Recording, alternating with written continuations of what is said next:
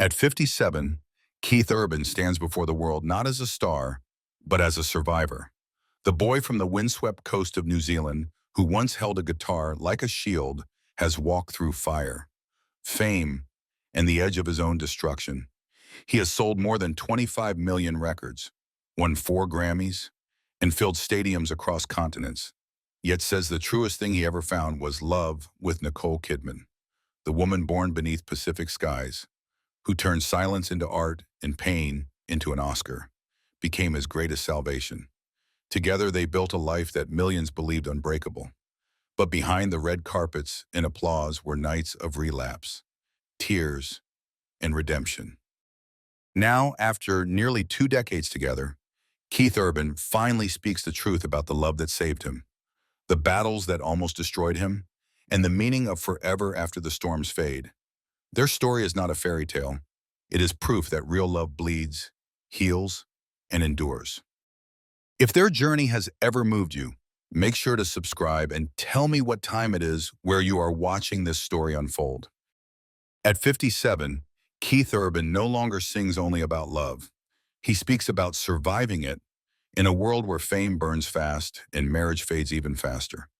His story stands like a stubborn light that refuses to die. In 2025, after 4 Grammys, 11 studio albums, and more than 25 million records sold, the boy from New Zealand finally sat down and told the truth. Not about scandal, but about salvation. He said quietly, "Nicole saved my life more than once, and it was not poetry." In 2006, just 4 months after marrying Nicole Kidman, the Oscar-winning actress once called the queen of emotional truth, Keith checked himself into rehab for alcohol and cocaine addiction. At the peak of his career, with sold-out arenas and chart-topping hits, he was a man drowning in applause. She was the one who reached into the storm and pulled him out. Their love became less a Hollywood romance and more a rescue mission and written in human hours. 2 a.m. phone calls, midnight prayers, the quiet war between relapse and redemption. While other couples cracked under the spotlight, they built shelter beneath it. Now, almost 2 decades later, Keith looks back not as a star, but as a survivor. He calls his marriage a classroom where he learned grace. For a man once lost in noise, the lesson was simple and seismic. Love is not what saves you on stage. It is what finds you in silence when the music finally stops. Before the fame, before the Grammys, before the love story that would one day capture Hollywood's heart, let's go back to where it all began. Long before the spotlight ever found him, Keith Urban was just a quiet boy in a small town, clutching a guitar like it was oxygen. Every legend starts somewhere, but his started in the kind of silence and struggle that could have swallowed most people whole. It was October 26, 1967, when Keith Lionel Urban was born in Whangarei, New Zealand. Under a sky heavy with rain, his parents, Bob and Marion, were young, broke, and stubborn. 2 years later, they packed everything they owned into a small car and drove north to Caboolture, Queensland, a dusty town that would raise him harder than any classroom ever could. They didn't have much, just hope, a secondhand radio, and each other. Inside that small house, life was loud and unpredictable. His father, Bob, worked long hours in a convenience store and spent his nights chasing country music, dreams, and whiskey in equal measure. The man who taught Keith to love Johnny Cash and Merle Haggard also taught him what fear sounded like when it slammed a door. His mother tried to hold the world steady, but even she couldn't calm the storms that rolled through their home. Then came the guitar. Keith was 6 when his father handed him that old instrument, a beat-up acoustic with more tape than wood holding it together. To anyone else, it was junk. To Keith, it was salvation. He learned to make it a talk when no one else would listen. When the shouting stopped, he played. When fear came, he turned it into rhythm. The strings didn't just make sound, they made sense of chaos. By the time he was 8, he was already performing at local pubs, too small for the stage, too brave to quit. The boy stood beneath the smell of beer and smoke, his tiny hands flying across the frets like sparks off steel. Adults stopped drinking to listen. In his sound was something raw, something older than his years, a fight to be heard. At 11, he won his first talent contest in Caboolture. The prize money was $15, enough to buy a new guitar string and a dream. His mother cried. His father called him the kid who could play like a man. From that night on, there was no turning back. Through his teens, Keith practiced until his fingers split. His walls were plastered with posters of Don Williams, Glenn Campbell, and Mark Knopfler. He learned every solo by ear, chasing perfection the way some chase peace. At 16, he played at the Tamworth Country Music Festival, Australia's home of legends, and walked away with a Golden Guitar Award that stunned the crowd. Every mile, every night, every note was survival. He didn't play to be famous. He played because it was the only thing that didn't hurt. Years later, when asked what kept him going, Keith said it plain: music was the only safe place in my house. And that's how the boy who grew up inside a storm learned not to run from the fire. He learned to make it sing. Before Nicole Kidman became the face that could quiet a theater with one glance, she was just a shy, red-haired girl hiding behind the noise of the world. Every spotlight begins in the dark, and hers began in a whisper. It was June 20, 1967, in Honolulu, Hawaii, when Nicole Mary Kidman was born while her father, Anthony Kidman, was studying for a PhD in psychology. 2 years later, the Kidman family moved back to Sydney, Australia, searching for work and stability. Their home was small but filled with books, ideas, and compassion. Her mother, Janelle, was a nurse who taught kindness as if it were a daily prayer. Her father explored the human mind, but inside that bright little house, his eldest daughter struggled with a silence no science could explain. Nicole had a stutter, words stuck in her throat like small stones. At school, other kids laughed, and she laughed too. Until it did not hurt. She once said she feared her own voice more than thunder. So she turned inward, collecting feelings the way other children collected toys. That quiet became her first language. At 3, she found ballet. At 6, she joined a theater group for young people in Sydney, where teachers saw something strange and beautiful. The shy child who barely spoke transformed the moment she stepped on stage. Under the harsh fluorescent lights, she moved with freedom, her body saying what her mouth could not. By 10, she spent more time rehearsing than playing. While other kids counted birthdays, she counted performances. In 1983, at just 16, Nicole landed her first movie role in Bush Christmas. The film was small, but her presence was impossible to ignore. Directors saw the paradox that would one day define her career: fragility and fire sharing the same frame. That same year, Australia watched a teenage girl with curly hair step from a bus into a movie set and into destiny. Acting gave her a voice, but it also gave her a mirror. Each role stripped away a little more fear. Still, she was lonely. She dropped out of high school to focus on acting, a decision that frightened her parents but saved her spirit. Her father would later say she was not chasing fame. She was chasing a way to breathe. By 19, she appeared in BMX Bandits, a bright burst of youth and courage that caught Hollywood's attention.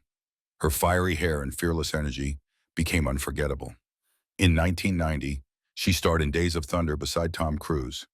The movie made $150 million worldwide and introduced her to the man who would change her life. At 23, she was suddenly living in mansions, walking red carpets, hearing her name whispered across continents.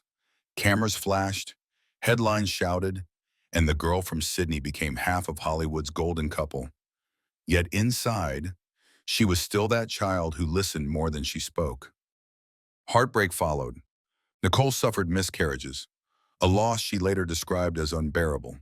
She and Tom adopted 2 children, Isabella and Connor, and she poured herself into motherhood. Between film sets, she read bedtime stories on trailer floors, whispered songs to sleeping babies, and tried to hold her family together in silence. In 2001, after 11 years of marriage, Tom filed for divorce. Overnight, Nicole went from the center of fame to a single mother surrounded by cameras. The tabloids screamed. She said nothing. She walked through the storm the way she had always walked through storms, quietly. A year later, in 2002, came the hours. To play Virginia Woolf, she disappeared into solitude for months, studying the writer's journals, tracing her pain. When the film premiered, the world stopped breathing. Her performance earned her an Academy Award for Best Actress. For a girl once afraid to speak, she now stood on the world's loudest stage, calm and luminous. From there came Moulin Rouge, Cold Mountain, The Others, Rabbit Hole, Lion, and Big Little Lies. By her 40s, she had earned more than 100 major nominations, an Emmy, multiple Golden Globes, and a fortune surpassing $250 million. But the real wealth was not in the trophies. It was in the way she turned fear into empathy. People often asked how she could portray pain so truthfully. The answer was simple. She did not act it. She remembered it. Every pause, every trembling breath came from that little girl who once could not get a single word out in class. Her father passed away in 2014, her mother in 2023. Each loss carved new depth into her art. Instead of collapsing, she began producing her own projects, giving voice to stories about women finding strength through fragility. Nicole Kidman's story is not about perfection. It is about transformation. From a child silenced by fear to one of the most fearless performers alive, she proved that silence is not the absence of power. It is where power learns to breathe. She learned that words can fail, but emotion never does. And when the world finally listened, it was not a star they heard, but the echo of a little girl who had been waiting her whole life to speak. Before they became a symbol of strength and endurance, they were simply two people standing at the edge of their own ruins. In 2005, when Keith Urban first met Nicole Kidman at a charity gala in Los Angeles, he was 37, a rising country star with 4 #1 singles, a Golden Guitar Award, and a secret battle with addiction that had nearly destroyed him. She was 38, one of Hollywood's most respected actresses, an Oscar winner with a heart still bruised from the collapse of an 11-year marriage. Both were famous, both were broken. That night, surrounded by flashbulbs and champagne laughter, they barely spoke. Keith later admitted that he was too shy to even call her for months. He thought she was untouchable. The woman who had won an Academy Award for becoming Virginia Woolf and walked red carpets with presidents. But beneath her poise, Nicole saw something she recognized, the quiet eyes of a man who knew what it meant to start over. Their connection grew slowly, built on late-night phone calls and long drives outside Los Angeles, where the noise of fame could not reach. She once said that she felt peace around him, the kind she had not felt in years. By the time 2006 arrived, they knew. In June of that year, they were married in a candlelit ceremony in Sydney, surrounded by close friends, family, and a choir singing the old hymn, Amazing Grace. It was not a Hollywood wedding, it was a homecoming. But only 4 months later, Keith checked himself into rehab. The world was stunned. Tabloids speculated about divorce before the ink on their vows had even dried. Instead, Nicole stayed. She canceled press tours, turned down roles, and flew to be by his side. She did not run from the fire. She walked straight through it. Keith would later say that those months saved his life. He had fought addiction for more than a decade, but love gave him something rehab alone never could, a reason to keep breathing. At that time, Keith's career was exploding. His album Be Here had sold more than 4 million copies in the United States, making it one of the biggest country albums of 2004. He had won his second Grammy for Best Male Country Vocal Performance, and yet he was quietly unraveling behind closed doors. Nicole became the constant that steadied him. While others saw a star couple, they were just two people learning to build a home from ashes. In 2008, their first daughter, Sunday Rose, was born in Nashville. Nicole said that the name came to her in a dream. The girl arrived on a Sunday morning after 15 hours of labor. Keith wrote a lullaby for her that same night, a song he never released.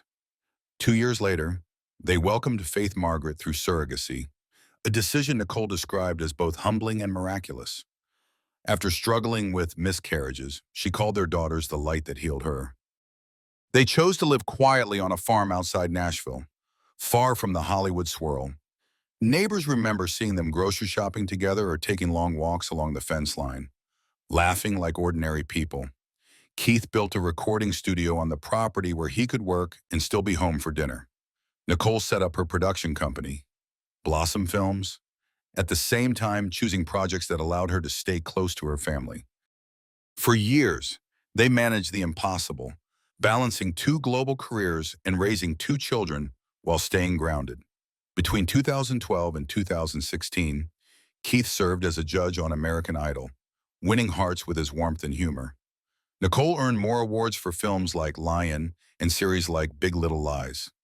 They appeared together at events, holding hands as if to remind the world that fame had not taken their humanity. Still, their love was not a postcard, it was work.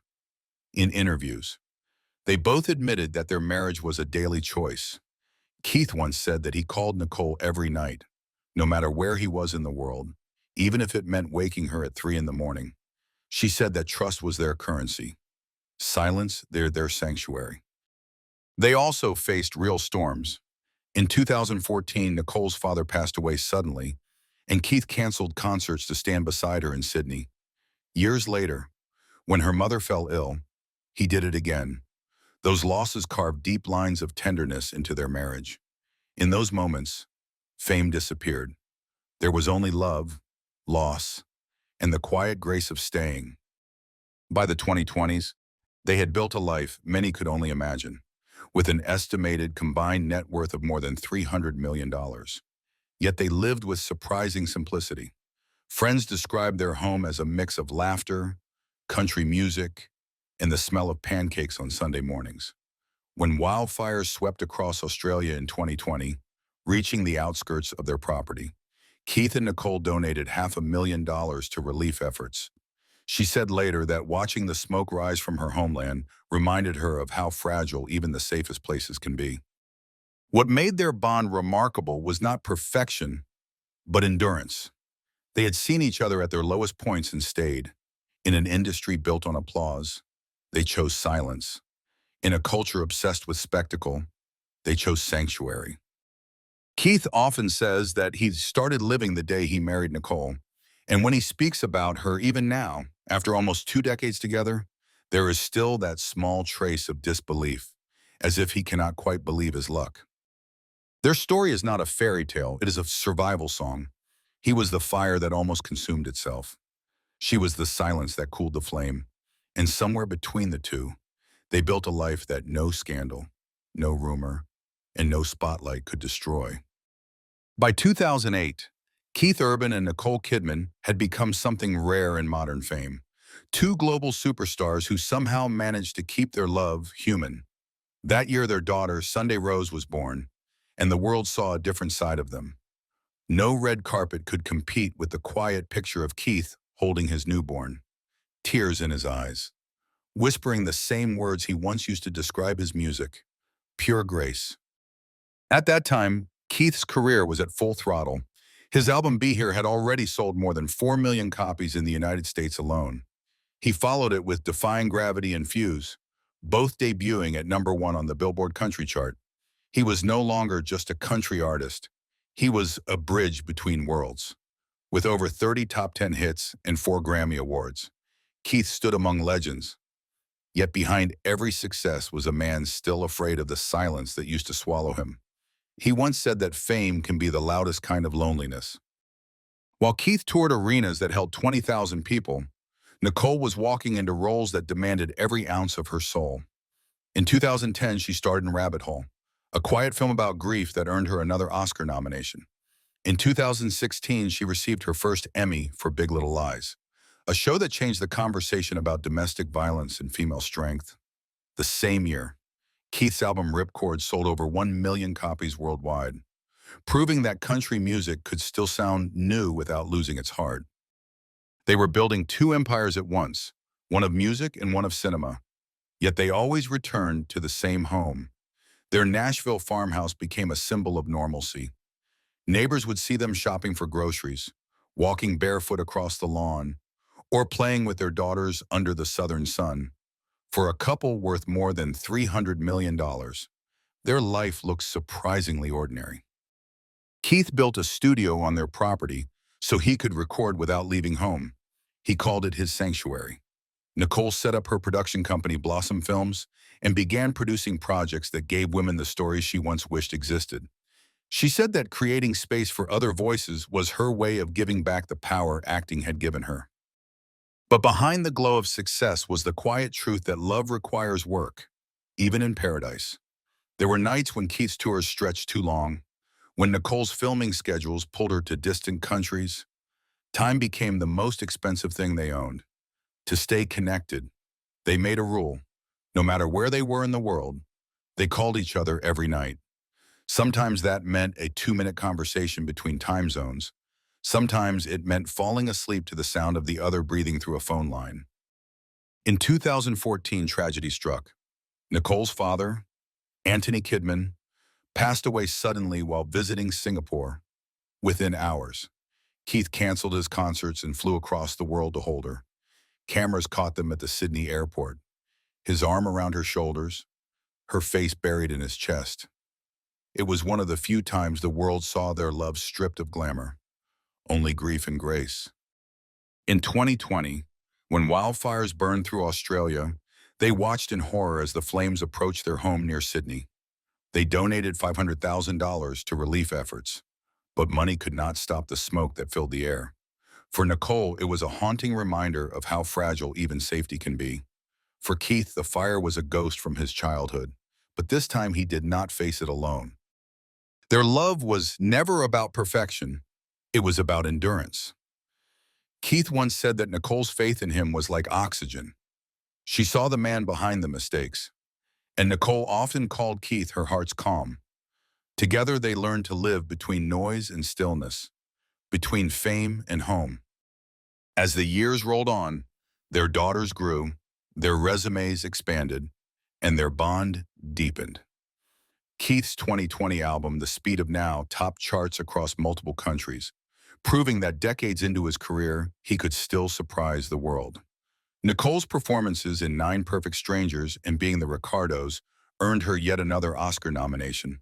Her fifth, she continued to choose roles that blurred the line between art and truth, each one a piece of her heart laid bare. By 2025, Keith and Nicole had been married for 19 years, an eternity in Hollywood time. They had survived addiction, distance, loss, and the relentless eyes of the public. Their combined success had generated more than 50 million records sold, 4 Grammy Awards, an Oscar, 2 Emmys, and countless accolades. Yet when asked what mattered most, their answers were always the same: family and faith. They spoke often about the balance they tried to protect. Nicole once told an interviewer that she did not want to lose the simplicity of love to the machinery of fame. Keith added that when he walked through the door at night, he was not the performer anymore. He was just dad. Their life was not untouched by pain, but it was marked by resilience. For every heartbreak, there was a song. For every silence, a film. Together they turned their private battles into public hope. If you strip away the trophies and the spotlights, what remains is 2 souls who found refuge in each other. A man who once used music to drown out fear, and a woman who used silence to survive it. Theirs is not a story about perfection. It is a story about persistence, about 2 people who learned that love is not measured by how it looks on stage, but by how it endures when the audience goes home. Keith and Nicole's long road of love and work is proof that even in a world built on applause, the truest success is learning how to stay. It is the autumn of 2025, and Keith Urban is 57 years old. The hair is a little grayer now, the voice a little deeper, but the fire inside him still burns. On a quiet night in Nashville, he walks on stage under a single light and begins to play. The crowd falls silent, not because he is famous, but because he is honest. The man who once drowned in noise now makes silence sound like music. After almost 2 decades of marriage, Keith and Nicole stand not as icons, but as proof that love, like art, demands constant rebuilding. Together, they have faced addiction, loss, the ache of distance, and the heavy price of fame. They have raised two daughters, Sunday Rose and Faith Margaret, who have grown up between two continents in two worlds. They have built an empire of creativity that has touched millions, yet at home they remain surprisingly ordinary. Their combined net worth has crossed $300 million, the result of more than 50 million albums sold, a film career that has grossed over 4 billion worldwide, and a list of awards so long it feels endless. 4 Grammys, an Oscar, 2 Emmys, 15 Academy of Country Music Awards, and a lifetime of applause. Yet when asked what matters most, Keith once answered with a small smile, "None of that means a thing if I am not grounded." Grounding is what keeps them whole. When they are not filming or touring, they split time between Nashville, New York, and their farm outside Sydney. The Sydney property covers more than 100 acres, a place of eucalyptus trees and long, empty skies. Keith calls it the one place where the noise of fame cannot find them. There they garden, ride horses, and sit by a small pond where their daughters once learned to fish. It is a quiet life for people the world refuses to leave alone. In 2023, when Nicole lost her mother Janelle after a long illness, Keith put everything on hold to be by her side. The photographs from the funeral tell the story better than any headline. His arm wrapped around her shoulders, her face hidden against him, both dressed in black beneath the bright Australian sun. Fame vanishes in moments like that. What remains is love. Their relationship has never been a straight line. It has had bends, storms, and long stretches of road where they had to drive in silence. But the fact that they are still here, still choosing each other after 19 years, says everything. Keith once said that marriage is not a fairy tale. It is a daily act of faith. You wake up and decide to stay. Nicole has described their life as messy, beautiful, and worth every fight. The secret of their endurance may be balance. Keith spends half his year on the road, performing for crowds that reach hundreds of thousands. Each concert ends with a bow, but the moment that moves him most is when he sees Nicole waiting backstage. She has been his audience of one since 2005. She jokes that she has heard every version of every song, and he says he still writes them for her. In interviews, Nicole often credits Keith for keeping her rooted. She once said that she learned from him how to slow down, how to be present, how to find beauty in a quiet kitchen instead of a camera lens. He calls her his compass. Together they have built something that fame can neither define nor destroy. The world tends to measure success in trophies and money, but their story redefines it. Success for them is a Sunday morning pancake breakfast with their daughters, laughter echoing through a house that once felt too big for comfort.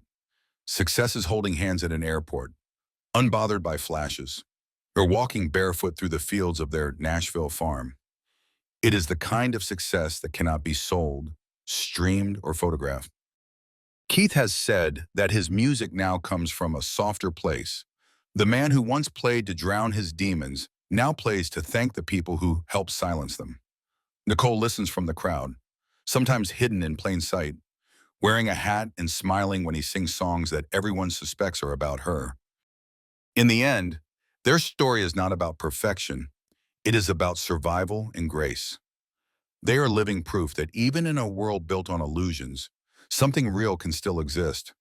Their love has been tested by fire, silence, fame, and time, and still it endures. There is an image that sums them up best. Keith sitting in his studio, the walls lined with guitars, the sunlight slipping through the blinds. On the shelf above his desk sits a single framed photo, not of awards or stages, but of Nicole and their daughters in the garden, all barefoot, all smiling. That is what remains when the crowd goes home. And there is another image, Nicole on a movie set, surrounded by lights and noise, holding her phone to show Keith a glimpse of the world behind the camera. Two worlds connected by a call, two lives still in motion, two people who never stop choosing each other. Love, for them, not the absence of storms, It is the decision to keep walking through the rain, hand in hand. And in that choice lies the truth that Keith Urban finally understands at 57 years old. The music, the fame, the applause, they fade, but love, real love, the kind that survives addiction, loss, and silence never stops playing. When the lights fade and the final note disappears, what remains from Keith Urban and Nicole Kidman's story is not the fame, the trophies, or the headlines. It is the reminder that love, at its purest, is not perfect. It is patient, messy, fragile, and brave. It is two people choosing each other even when life gives them every reason not to. Keith's music and Nicole's art both come from the same source, pain turned into beauty. He learned that survival is not about escaping the fire, but learning how to sing through it. She discovered that silence is not weakness, but a place where strength learns to speak. Together, they teach us that grace is not found in success, but in the way we rise after falling, again and again. Maybe their story is not just about celebrity or endurance. Maybe it is about us, about anyone who has ever loved, lost, or tried to hold something fragile in their hands and make it last. In a world that moves too fast, they remind us that the most extraordinary thing we can do is stay, listen, and keep loving. So if this story touched you, if it reminded you that even broken hearts can still beat strong, take a moment to breathe, to feel, to remember the people who stood by you in your own storms. And before you go, make sure to subscribe to the channel, because more stories like this are coming. Stories about love, courage, and the human soul that refuses to give up. Now tell me, wherever you are in the world, what time is it where you are watching this? Watching this, watching this, watching this.